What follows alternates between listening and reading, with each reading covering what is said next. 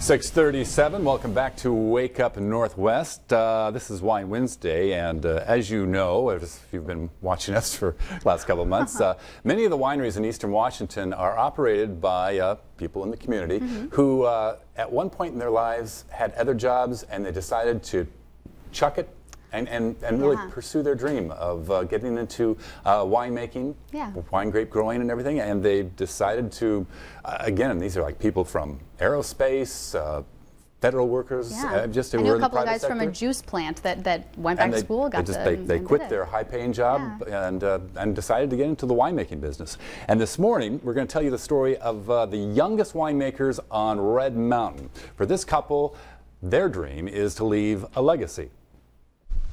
Shae and Greg Frichette moved to Washington to start a family. So when we decided to move here, we thought, let's do something that gives us goosebumps, you know, something where we could leave a legacy for our family. Coming from farming families, they thought to plant a vineyard. We happened to talk to a couple growers who thought, you guys may have the personalities suited more so for the winemaking side, and so we thought, let's do that. Greg Frichette studied enology at WSU Tri-Cities, and in the fall of 2011, the young couple crushed their first grapes. While their nascent new wines aged in the barrels, the Frichettes started looking for a home on Red Mountain.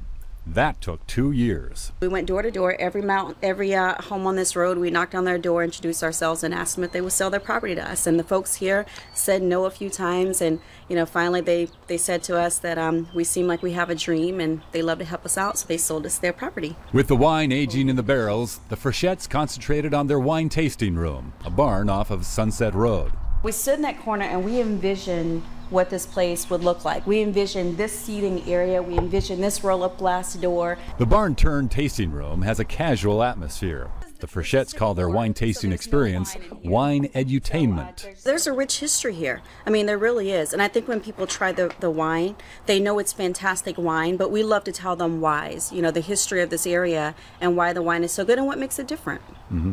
It's also going to be a rich future, Well, we certainly hope so.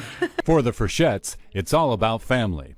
Notice the label. This F is for Frichette, but if you turn the bottle upside down, it's a J for our son, Jaden.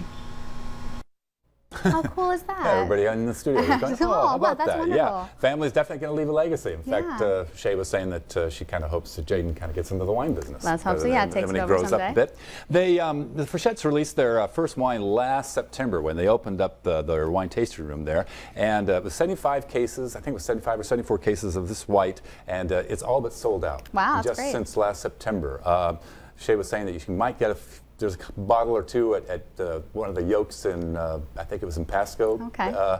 But pretty much their first white, their first release is already gone, but they do have some 2011 reds that are now available at the wine tasting room there on Sunset Road. You can also check them out online and on Facebook, and they also have a wine club available, and of course their wines are available at Yokes. Nice little, very comfortable place. Yeah, it was check beautiful too. Wow, looks really cool there. All right.